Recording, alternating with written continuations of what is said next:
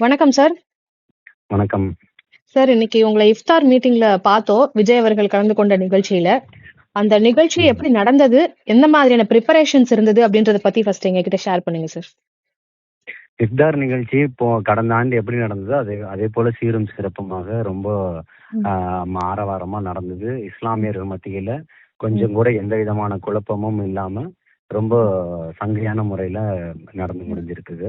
Okay. இஃப்தார் நிகழ்ச்சி. ம். Sir இப்போ நீங்க விஜய் அவர்கள் கிட்ட பேசின மாதிரியான ஃபோட்டோஸ் அண்ட் காணொலிய நாங்க பார்த்தோம். என்ன உங்ககிட்ட சொன்னாங்க? இல்ல சொல்றது இல்ல. ம ம் ஆரம்பத்துல இருந்தே அவர் சொன்னதுதான். பாசிசவாதிகளோட எந்த விதத்திலும் நம்ம சமரசம் செய்ய போறதில்ல. ம், கொள்கை எதிரி யாரு, நம்மளுடைய அரசியல் எதிரி யாரு அப்படின்றத அவர் ம், தீர்மானிச்சுட்டு தான் அரசியல் களத்துக்கே வந்து நிக்கிறாரு. ம், அதுல சிறுபான்மை மக்கள் வந்து பெரிதுமா இன்னைக்கு அவரை நம்பிக்கிட்டு இருக்கிறாங்க. அப்படி ம், இருக்கும்போது இந்த சமுதாயத்தை வந்து அவர் ஏமாத்திட மாட்டார் ஒருபோதும். ம், அததான் பேசி இருந்தாரு. அப்போ வந்து களத்துல நம்ம இருக்கிறதையுமே அவர் நோட் பண்ணி அதையுமே சொன்னாரு. நான் ம். பார்த்துக்கிட்டு தான் இருக்கேன். எல்லா காணொளிகளுமே பார்த்துக்கிட்டு இருக்கேன் அப்படின்னு சொன்னாரு. எல்லா விவாதங்களும் பார்த்துக்கிட்டு இருக்கேன்னு சொன்னாரு. ஓகே. நம்ம கொண்ட கொள்கையில ஒருபோதும் பின்வாங்கல. நம்ம என்ன ம், ஸ்டாண்ட் எடுத்தோமோ அந்த ஸ்டாண்ட்ல உறுதியா இருக்கிறோம். தனிச்சு ம், தான் போட்டியிடுறோம். ம், கொள்கை எதிரிகள் அவர்கள் தான் அப்படின்றத மீண்டும் ம். ஒரு முறை வந்து பதிவு செஞ்சிருக்கிறாரு. Okay sir. இந்த குழப்பத்துக்கு எல்லாத்துக்கும் ஒரு விடை கிடைச்சிருச்சு அப்படின்றது தான் வந்து இப்போ தாவேக்காவினுடைய நெறைய ஆதரவாளர்கள் எல்லாருமே வந்து சொல்றாங்க. ஆனா இப்போ ஆமாம். வந்து இஸ்லாமியர்கள் தரப்புல இருந்து இத எப்படி ரிசீவ் பண்ணுவாங்கன்னு நெனைக்கிறீங்க? ஆதரவு அப்படின்றது இஸ்லாமிய மக்கள் கிட்ட இருந்து விஜய் அவர்களுக்கு இருக்குமா? எப்பவுமே இருக்க ஒரு பேர் ஆதரவு அதுல மாற்று கருத்து இல்ல. ஆளும் ம். திமுக தரப்பு அதை போன்ற ஒரு மாயையை வந்து தொடர்ச்சியாக கட்டமைச்சுக்கிட்டே இருந்துச்சு. அந்த ஓகே. மாயை கோட்டையை இன்னைக்கு தகர்த்து சுக்குநூறாக்கி இருக்கிறாரு. ம். அவருடைய மனநிலை என்னன்றது என்னை போன்றவர்களுக்கு தெரியும். அதுதான் பல ஊடகங்கள்ல நம்ம வந்து தீர்க்கமா பேசிக்கிட்டு இருந்தோம். ம். கட்சியினுடைய மேடைகள்லயுமே அதை வந்து பிரகடனப்படுத்திக்கிட்டு இருந்தோம். அதை ம். இன்னைக்கு தலைவர் தளபதி அவர்களும் அவருடைய வாயால இந்த நிகழ்வு மூலியமா அரங்கேற்றிருக்கிறார். ஆனா இதுல என்ன சந்தேகம்னா சார், இப்போ இந்த மாதிரியான ஸ்பெகுலேஷன் வரும்பொழுது ஆதவர்ஜுன் அவர்கள், நிர்மல்குமார் அவர்கள் போட்ட அப்படி இல்ல அப்படின்றத அவங்க பதிவு பண்ணிட்டே இருந்தாங்க. இத ஏன் வந்து விஜய் அவர்களே முதல்லயே பண்ணல? அந்த எஃபோர்ட் ஏன் அவர் போடல? இல்ல இவரு ஏன் முதல்ல போடல, அவர் ஏன் முதல்ல போடலன்றதெல்லாம் இல்ல. கொள்கையில அவர் உறுதியா இருக்கிறாரு. அவ்வளவுதான். ம். இதுக்கு எல்லாத்துக்குமே ஒவ்வொன்னுத்துக்கும் ஒவ்வொரு முறையும் விளக்கம் கொடுத்துக்கிட்டு இருக்கணும்ன்ற எந்த அவசியமும் இல்ல. ம். மக்கள் ரொம்ப தெளிவாக இருக்கிறாங்க.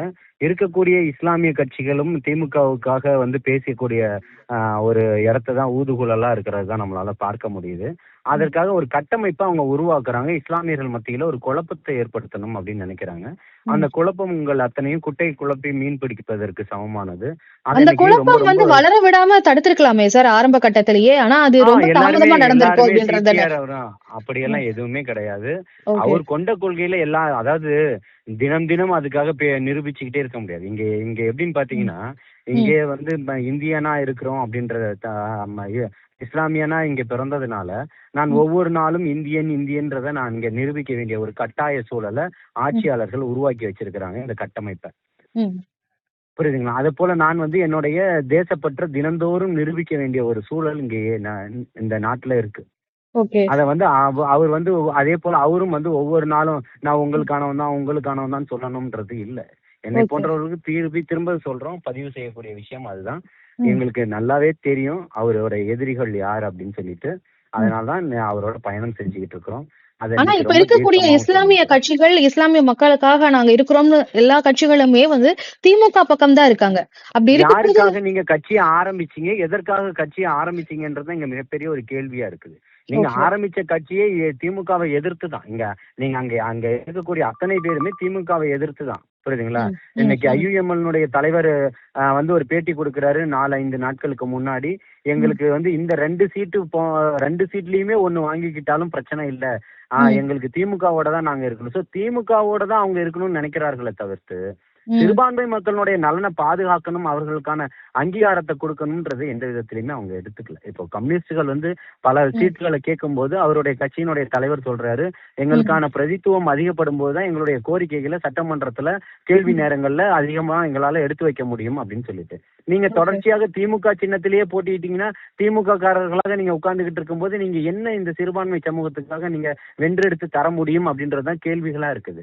நீங்க இந்த 4 ஆண்டுகளும் ஏற்கனவே திமுகவை தான் நீங்க ஆட்சி கட்டில அமர்த்தின பிறகு ம். ஆனால் அவங்க ஏடிஎஸ்ன்ற ஒரு சட்டத்தை கொண்டு வந்து எப்படி என்ஐஏ இருக்குதோ அதே போல மாநில அரசனுடைய கட்டுப்பாட்டுல அந்த ஏடிஎஸ்ன்ற சட்டம் இருக்கு. அதன் மூலியமா இஸ்லாமியர்கள் தோழர்களை வந்து பாத்தீங்கன்னா தீவிரவாதிகள் போன்ற ஒரு கட்டமைப்பை உருவாக்கி அந்த ம். ஒரு முத்திரையை தான் தொடர்ச்சியா குத்திக்கிட்டு இருக்கிறாங்க. ஓகே. அதுலெல்லாம் இருந்து இன்னைக்கு ஒரு மிகப்பெரிய ஒரு மாற்றமா இருக்கிறது தான் தமிழக வெற்றி கழகமா இருக்குது.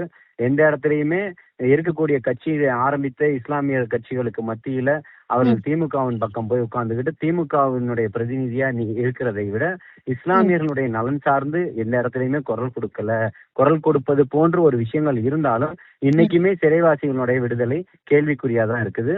அதுக்கு எதிர்ப்பு தெரிவிப்பது திமுகவா தான் இருக்குது. அதனுடைய வழக்கறிஞர் தான் எதிர்ப்பு தெரிவிக்கிறாரு, பிணை கொடுக்க கூடாது அப்படின்னு. ம். அப்ப இரட்டை வேடம் போடக்கூடிய திமுகவுக்கு மத்தியில தன்னுடைய நிலைப்பாட்டை வருவதற்கு முன்னாடியே இதுதான் என்னுடைய நிலைப்பாடுன்னு அறிவிச்சுட்டு வந்து நிற்கக்கூடிய ஒரு தலைவரா தான் அவரை பார்க்க முடியுது. Okay sir. இன்னைக்கு இஃப்தார் நிகழ்ச்சியில நீங்க என்ன எக்ஸ்பீரியன்ஸ் பண்ணீங்கன்றத எங்ககிட்ட பகிர்ந்துகிட்டதுக்கு மிக்க நன்றி. நன்றி, வாழ்த்துக்கள்.